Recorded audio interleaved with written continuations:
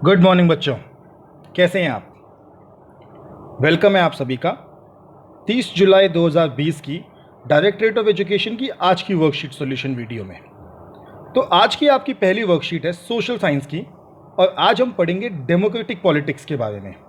पिछली बार हमने फेडरलिज्म को स्टार्ट किया था, आज उसी को आगे बढ़ाते हैं। The constitution of India provides a three-fold distribution of legislative powers between the union government and the state government. Thus it contain three list, यानी कि जो हमारी सरकार है उसमें पावर तीन हिस्सों में बटी हुई है।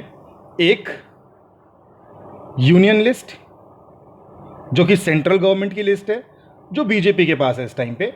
स्टेट लिस्ट जो स्टेट की लिस्ट है, जो स्टेट जिस पे काम करेगी, और एक कॉन्करेंट लिस्ट जिस पे दोनों ही गवर्नमेंट एक साथ काम कर सकती हैं।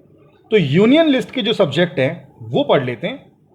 यूनियन लिस्ट के सभी सब्जेक्ट नेशनल इंपॉर्टेंस वाले हैं, जो देश के लिए बहुत इंपॉर्टेंट है, जैसे defence, foreign affairs, banking, communications, currency, क्योंकि इनके ऊपर, इन सभी के ऊपर पूरे देश में एक ही कानून चाहिए होता है। इसीलिए इन सभी टॉपिक्स को यूनियन लिस्ट में रखा गया। जो इसके बाद थे, the union government alone can make laws related to these subjects mentioned in the union list. ये बहुत इंपॉर्टेंट है कि जो यूनियन गवर्नमेंट की, यानी कि जो सेंट्रल गवर्नमेंट की लिस्ट है, उस पे सभी कानून सेंट्रल गवर्नमेंट बना सकती है। इसीलिए हमारे देश में सेंट्रल गवर्नमेंट ज़्यादा इंपॉर्टेंट हो जाती है, क्योंकि उसके जो सब्जेक्ट की लिस्ट है वो बड़ी है, वो इंपॉर्टेंट है। स्टेट की लिस्ट की बात करें तो स्टेट की लिस्ट में सब्जेक्ट आते हैं लोकल इंपॉर्टेंस वाले, police, trade and commerce, agriculture, aggregation. State government alone can make laws relating to these subjects mentioned in this list. अब क्योंकि स्टेट गवर्नमेंट की लिस्ट के जो सब्जेक्ट हैं वो कम है और वो कम इंपॉर्टेंस वाले हैं, तो इसीलिए स्टेट गवर्नमेंट के पास जो पावर है वो भी कम है। कुछ ऐसे मुद्दे भी होते हैं जिन पे स्टेट गवर्नमेंट और सेंट्रल गवर्नमेंट दोनों ही लॉज बनाती है। ऐसे कौन कौन से होते हैं, जैसे education, forest, trade union, marriage, adoption, succession. Both the union and the state governments can make laws on these subjects. जैसे जंगल है तो स्टेट गवर्नमेंट भी बना सकती है उनके ऊपर, और सेंट्रल गवर्नमेंट भी बना सकती है। मैरिज के लॉज, ट्रेड यूनियंस के लॉज, एजुकेशन, आप देखोगे आपके आसपास दिल्ली, जो दिल्ली शिक्षा निदेशालय है उसके भी स्कूल हैं, और केंद्रीय विद्यालय जो कि सेंट्रल गवर्नमेंट के हैं उनके भी स्कूल हैं। तो आगे बढ़ते हैं। आगे है, in India federal system of government centre is more powerful. तो वो कहता है कि जो हमारे देश में जो गवर्नमेंट है उसमें सेंट्रल गवर्नमेंट जो है वो ज़्यादा पावरफुल है। आप बताइए कि ऐसा कैसे है। तो हम बिल्कुल साफ कह सकते हैं कि सेंट्रल गवर्नमेंट ज़्यादा पावरफुल है, क्योंकि जो सेंट्रल गवर्नमेंट की जो लिस्ट है उसमें ज़्यादा इंपॉर्टेंट सब्जेक्ट्स हैं। तो हम कह सकते हैं that the union government alone can make laws relating to the subjects mentioned in union list, and these subjects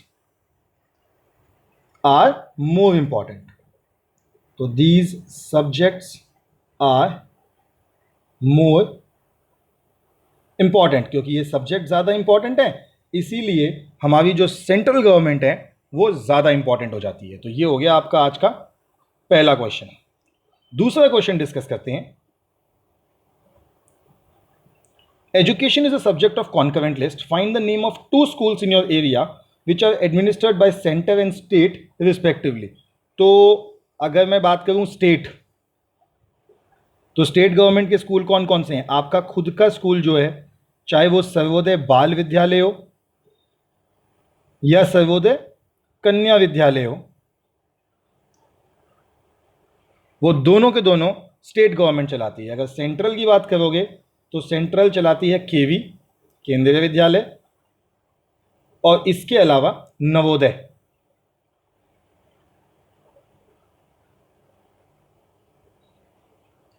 ये स्कूल सेंट्रल गवर्नमेंट चलाती है। फिर वो कहते हैं find a subject which is not a part of either of the 3 list.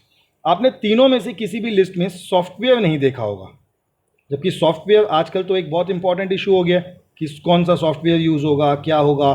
तो software किसी भी लिस्ट में नहीं है, लेकिन सॉफ्टवेयर इंपॉर्टेंट तो है। तो सॉफ्टवेयर और ऐसी चीज़ें, इन पे who has the power to legislate on such subject, कौन इन पे नियम बनाएगा, इन पे नियम बनाएगा पार्लियामेंट। तो पार्लियामेंट आपको पता ही है, पार्लियामेंट ऑफ इंडिया। तो पार्लियामेंट ऑफ इंडिया इन सभी पे नियम बनाएगा जो यहां पे मेंशन नहीं कर रखा।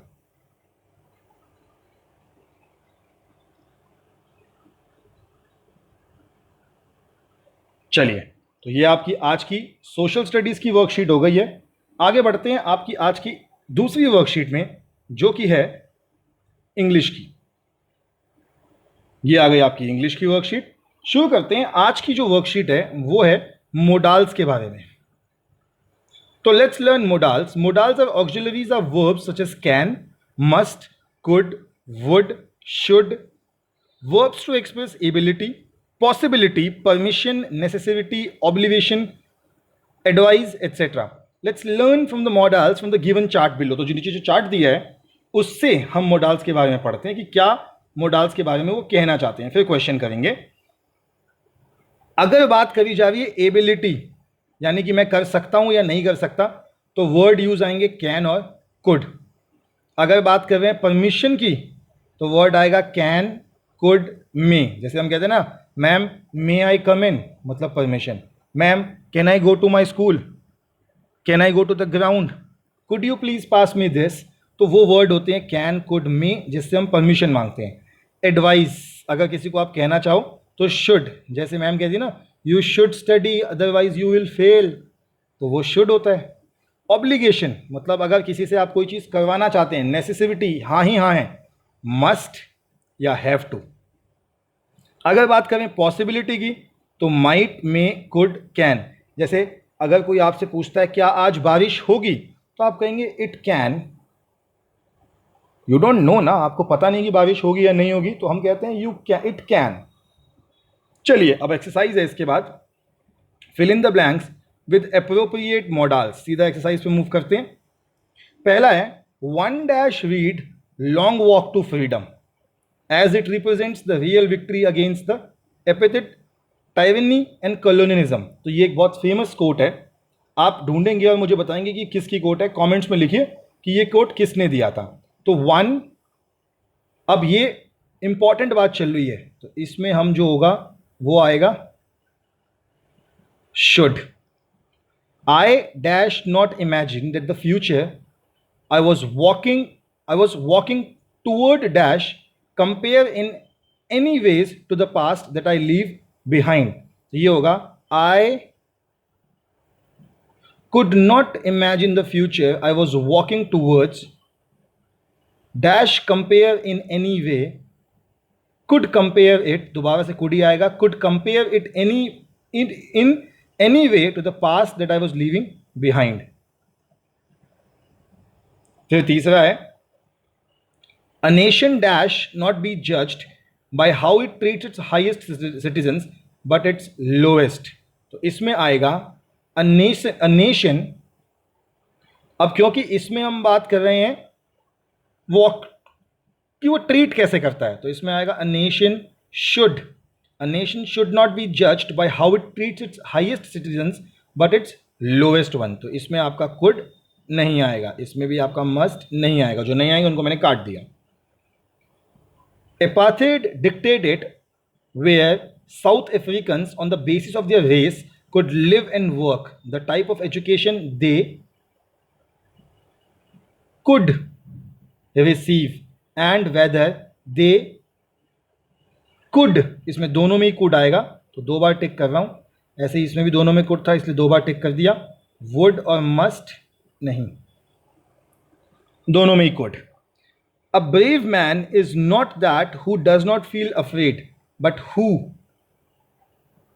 may। क्या आएगा इसमें, सोचिए। A brave man, इसमें आएगा can, क्योंकि वो उसको जीत सकता है, पॉसिबिलिटी है कि वो अपने डर को जीतेगा। नेक्स्ट है even though today's world stimulates a different form of slavery, Mandela showed us that we must. क्यों मस्ट आएगा, क्योंकि अगर आप किसी के अधीन हैं तो आपको लड़ना पड़ेगा। ये बात नेल्सन मंडेला ने हमको कही थी। तो ये आपके आंसर्स हैं, नोट डाउन कर लीजिए। फिर मैं नेक्स्ट स्क्रीन पे मूव करता हूं, आगे बढ़ता हूं वर्कशीट में। चलिए, आपने नोट डाउन कर लिया है तो आगे बढ़ते हैं। आगे है, a brave man is not that who does not feel afraid, but who can conquer it, जो अपने डर को जीत सकता है. Even though today's world stimulates a different form of slavery, Mandela showed us that we must fight for justice.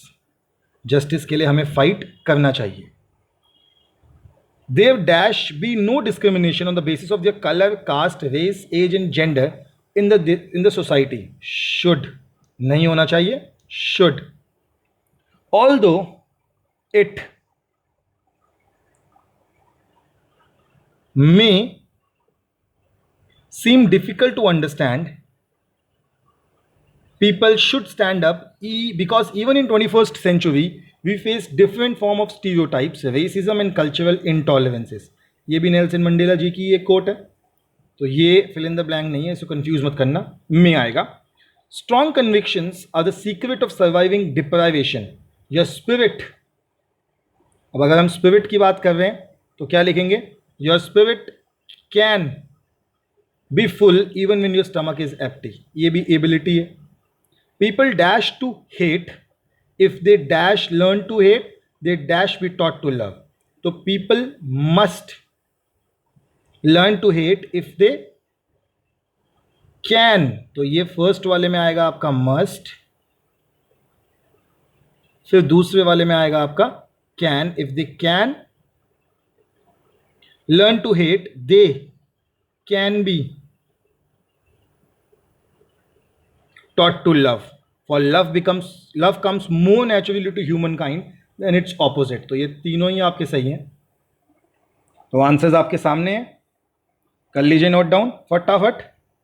हम आपसे मिलेंगे कल फिर दोबारा कल की वर्कशीट्स के साथ. तब तक के लिए stay healthy and stay safe.